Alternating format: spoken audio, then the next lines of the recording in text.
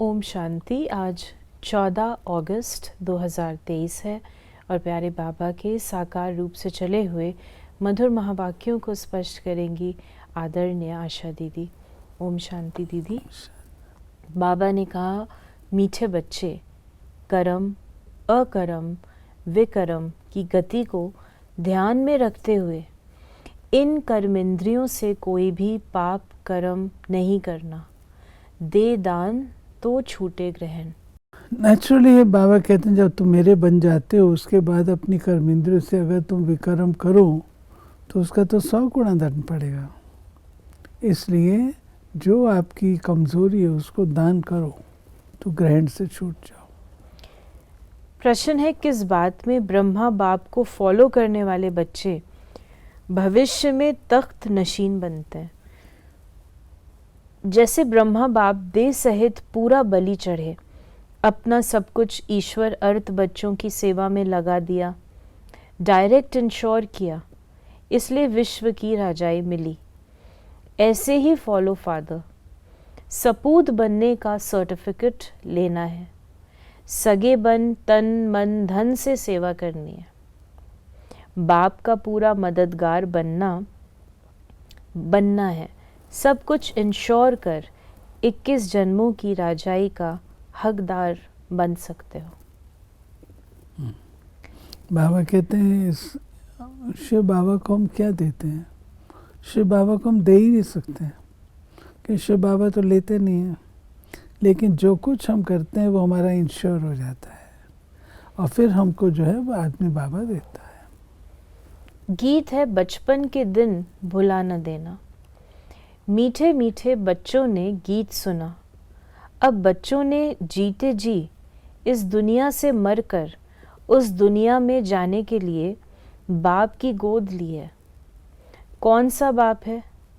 परम पिता परमात्मा माना परमात्मा।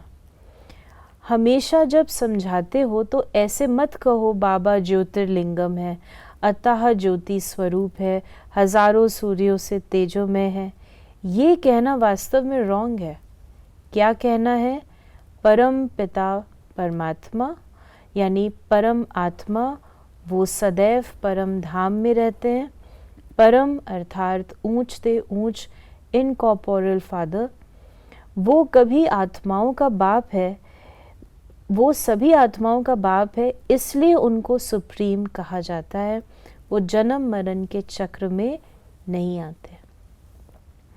फिर बाबा ने कहा कि ब्रह्मा विष्णु शंकर को भी याद करते हैं, वो तो इन आँखों से देखने में आते हैं, बाकी ये शिव कौन है, शिव के मंदिर में जाते हैं, परंतु उनको क्यों याद करते हैं ये नहीं जानते। बाप बैठ समझाते हैं, देवी देवताएं जब वाम मार्ग में आते हैं तो सोमनाथ का मंदिर बनाते हैं। सिर्फ इतना समझते हैं कि शिव बाबा है, परंतु ये नहीं जानते कि वो स्वर्ग का रचयिता है। अगर जानते तो औरों को शिव बाबा की बायोग्राफी बतलाते। ड्रामा में नूंद ही है न जानने की।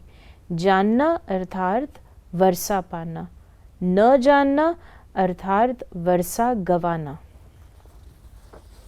शिव बाबा को न जानना अर्थात वर्षा गवाना। एक्चुअली बाबा को जानेंगे, पहचानेंगे, संबंध जोड़ेंगे तो वर्षे के अधिकारी होंगे। अगर जानेंगे ही नहीं तो कैसे मिलेगा वर्षा? माया के तूफान तो बहुत आएंगे, लेकिन कर्म इंद्रियों से क्रोध आदि करने से पाप हो जाएगा। कर्म अकर्म विकर्म की गति भी तुमको समझाता हूँ। तुम्हारा कर्म विकर्म नहीं बनना चाहिए। मैं तुम बच्चों को विकर्माजीत बनाता हूँ। ये तो राहु का ग्रहण है। दे दान तो छूटे ग्रहण। बाप कहते हैं, मेरे मीठे बच्चे, ये 5 भूतों का दान दो। इसमें पैसे आदि की तो कोई बात नहीं। ये तो बाप है, तुम सगे बच्चे हो। बाप को तो सगे बच्चों को मदद करनी है। तुम भी तन मन धन से सेवा करते हो, बाप का भी फर्ज है तुम्हारी सेवा करे। तो बाबा कहते हैं ये बच्चों को जैसे बाबा अपना बनाते हैं ना, उस रूप से कहा तुम बाप की सेवा करते हो, सहयोगी बनते हो, तो बाबा भी बंधा हुआ है तुम्हारी सेवा करने में। भक्ति मार्ग में तुम भगवान को देते आए, परंतु ईश्वर कोई भूखा थोड़ी है, ये तुम इंश्योर करते हो। ईश्वर को देने से ईश्वर फिर दूसरे जन्म में तुमको देंगे, ये इंश्योर करना हुआ ना। दूसरे जन्म में इसका फल मिलता है। ईश्वर है दाता, अभी तुम अपने को इंश्योर करते हो 21 जन्म के लिए। फिर बाबा ने कहा हमको देवता बनना है तो कोई अवगुण नहीं होना चाहिए। 16 कला संपूर्ण, संपूर्ण निर्विकारी, यहाँ ही बनना है तो कोई अवगुण नहीं होना चाहिए। आधा कल्प विकारी बने हो तो माया भी कहती है अभी ये निर्विकारी बनते हैं, हम फिर विकारी बनाती हूँ। ये चलती है माया की युद्ध, ये है मुश्किलात। माया पर जीत पानी है। उन्होंने फिर हिंसक लड़ाई दिखाए खंडन कर दिया। फिर बाबा ने कहा तुम मेरे बच्चे बनेंगे तो फिर तुम्हारी खूब रावण से युद्ध होगी, माया खूब वार करने लगेगी, इसलिए तूफान से डरना नहीं है। बाप के बने हो तो बचपन भूल नहीं जाना। ईश्वर की गोद में एक बार आए, फिर देवताई गोद में 21 बार जाएंगे। ईश्वरीय जन्म के बाद तुम स्वर्ग में जाते हो। ईश्वरी जन्म बहुत वैल्यूबल है। एक जन्म हम ईश्वरी गोद लेते हैं, फिर 21 जन्म दैवी गोद के अधिकारी बन जाते हैं। सर्टिफिकेट लेना है, बाबा हम आपका सपूत बच्चा हूँ या कपूत। बाबा कहते हैं मैं बता सकता हूँ तुम्हारी चलन से तुम कौन हो और किस नंबर पर हो। बाबा ने कहा मनुष्य धर्मशाला बनाते हैं इसलिए कि बहुत आकर विश्राम पाएंगे, तो दूसरे जन्म में उसको अच्छा महल मिलेगा। बाबा के पास बहुत आते हैं, कहते हैं हॉस्पिटल खोलो, हम मदद देंगे, बड़ी हॉस्पिटल खोलो। अगर ज्ञान उठाने की खुद को फुर्सत नहीं तो अच्छा 3 पैर पृथ्वी के लेकर ये हॉस्पिटल कम कॉलेज खोल दो। हॉस्पिटल से एवर हेल्दी बनेंगे, कॉलेज से एवर वेल्दी बनते हैं।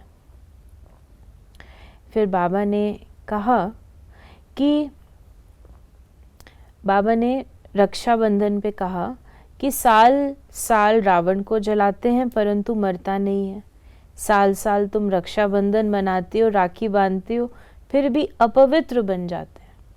लक्ष्मी नारायण के पास तो अथाह धन था, कितनी उन्हों की पूजा होती है। पूजा सिर्फ लक्ष्मी की थोड़ी करते हैं, चतुर्भुज की करते हैं, उसमें दोनों आ जाते हैं।